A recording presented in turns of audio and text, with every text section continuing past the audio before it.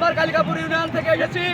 পয়লা বৈশাখ এটা জাতির ঐতিহ্য, এটা আমাদের একটা বাঙালি জাতির কৃষ্টি, কালচার এবং সংস্কৃতি। আমরা একটা কবিতা পড়েছিলাম, ছোট লোক নয় রে চাষা, চাষির হাতে দেশের আশা, ছেড়ে দে কলম ঘোষা। ভাইয়েরা আমার, আজকে এই বাংলার মানুষ তারেক জিয়ার নির্দেশ, কৃষক বাঁচলে বাঁচবে দেশ, তারেক জিয়ার নির্দেশ।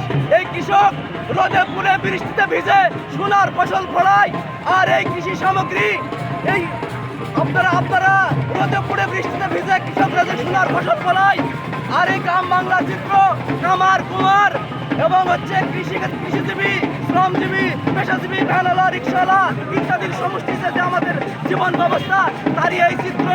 আমাদের গোয়াল ভরা গরু থাকবে, তুলা ভরা ধান থাকবে, মাছ ভরা পুকুর ভরা দিঘি থাকবে এবং দেশ অর্থনৈতিক সমৃদ্ধিতে এগিয়ে থাকবে।